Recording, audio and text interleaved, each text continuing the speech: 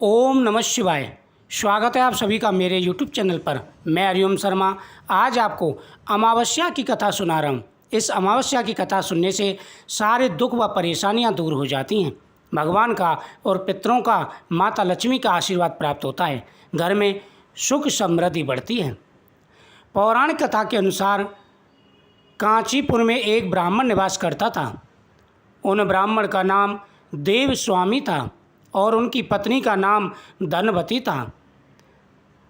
उन दोनों के 7 पुत्र और एक पुत्री थी। पुत्री का नाम उन्होंने गुणवती रखा था। ब्राह्मण ने 7 पुत्रों का विवाह करके अपने सबसे बड़े पुत्र को बेटी के लिए वर खोजने के लिए भेजा।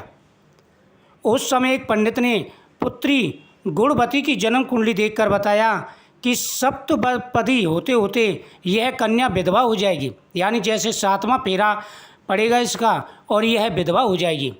यह सुन ब्राह्मण ने पंडित जी से पूछा कि पुत्री के इस वैधव्य दोष का निवारण कैसे होगा।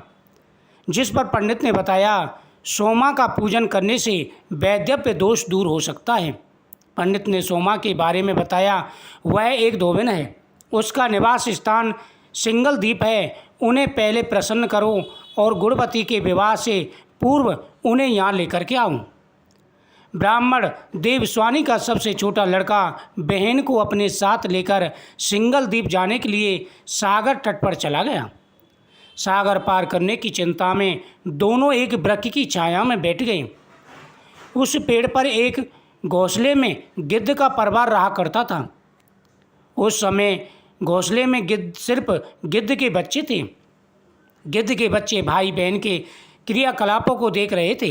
सायंकाल के समय उन गिद्ध के बच्चों की माँ आई तो उन्होंने भोजन नहीं किया। वह अपनी माँ से बोले कि माँ, नीचे 2 प्राणी सुबह से भूखे प्यासे बैठे हैं। जब तक वे कुछ नहीं खा लेते तब तक हम भी कुछ नहीं खाएंगे। बच्चों की बात सुन दया और ममता से वशीभूत गिद्ध माता उनके पास आई और बोली कि मैंने आपकी इच्छाओं को जान लिया है।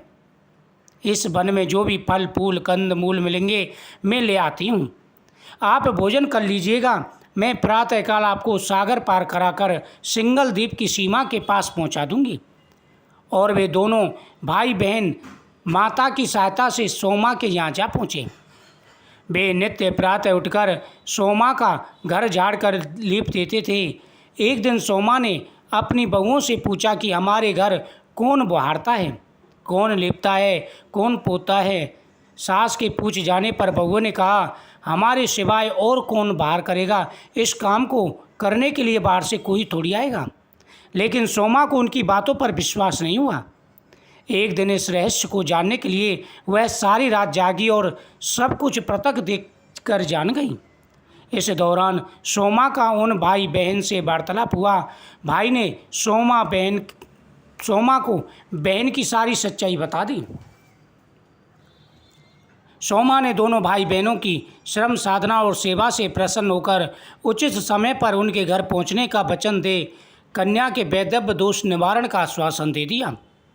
मगर भाई ने उससे अपने साथ चलने का आग्रह किया। आग्रह करने पर सोमा उनके साथ चल दी। चलते समय सोमा ने बहुओं से कहा मेरी अनुपस्थिति में यदि किसी का देहांत हो जाए तो उसके शरीर को नष्ट मत करना।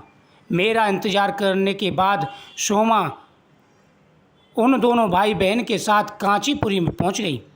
सोमा ने कहा अपनी बहुओं से कि अगर किसी का देहांत हो जाए या मेरे पति का देहांत हो जाए तो आप उसके शरीर का ध्यान रखना और मैं आऊँ जब तक कुछ भी मत करना। उसके बाद वो दोनों भाई बहनों के साथ कांचीपुर पहुंच गई, जिससे दूसरे दिन ही गुणवती के विवाह का कार्यक्रम तय हो गया। सप्तपदी होते ही उसका पति मर गया।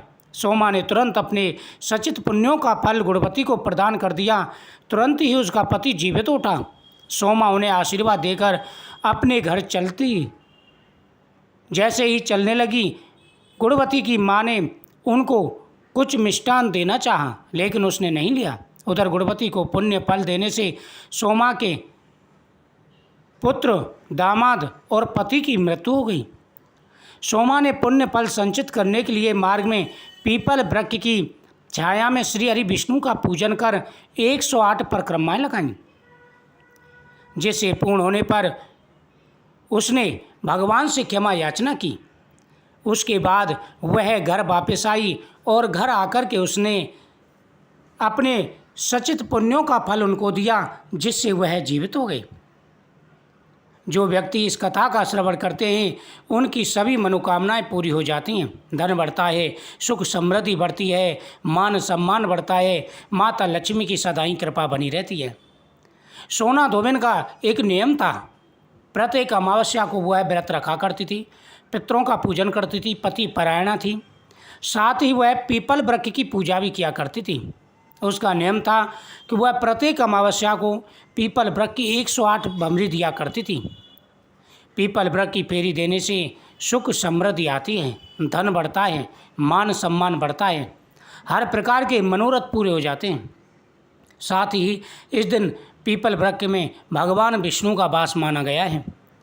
पीपल वृक्ष के नीचे चौमुखी दीपक जला करके विष्णु भगवान से प्रार्थना करनी चाहिए, माता लक्ष्मी से प्रार्थना करनी चाहिए कि हे माता लक्ष्मी, हमारे घर में सुख और समृद्धि बढ़े, हमारे घर में कभी किसी भी प्रकार का कोई दुख ना रहे, इस प्रकार का आप हमें आशीर्वाद दीजिए। माता लक्ष्मी की से प्रार्थना करें कि हे माता लक्ष्मी, आप हमारे घर में निवास करें।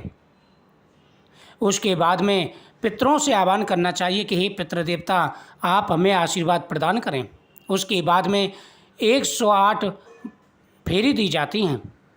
108 फेरी मौनी अमावस्या, सोमवती अमावस्या, शनिचरी अमावस्या, ये अमावस्याएँ आती हैं तो इस दिन विशेष महत्व होता है। इस प्रकार से आप पूजन करते हैं तो हर प्रकार का सुख और वैभव प्राप्त होता है। अमावस्या के दिन जब ये कार्य कर लें उसके बाद में आप गौ माता का पूजन करें। शास्त्रों में कहा गया है अमावस्या, एकादशी, पूर्णमासी, इन दिनों में गौ माता का पूजन जरूर करना चाहिए। जो व्यक्ति गौ माता का पूजन करते हैं जीवन में आ रहे सारे दुख और परेशानियां दूर हो जाती हैं। इस दिन जो व्यक्ति इन उपायों को करेंगे उनके जीवन में कभी कोई दुख नहीं आएगा। दोस्तों, सुख दुख का जोड़ा चलता रहता है, लेकिन कहते हैं इंसान को कर्म करना चाहिए। कर्म करने से भाग्य बदल जाता है। कर्म करने से हर प्रकार की दुविधाएं दूर हो जाती हैं। जब इस प्रकार से सभी लोगों को पता चला कि सोमा धोबिन के तप के प्रभाव से मरा हुआ उनका परिवार जीवित हो गया, सभी लोग वहाँ आकर के सारी कथा सुनी और सभी ने निश्चय किया आज के बाद हम सभी व्रत किया करेंगे, पीपल वृक्ष की पूजा करेंगे, गौ माता की सेवा करेंगे।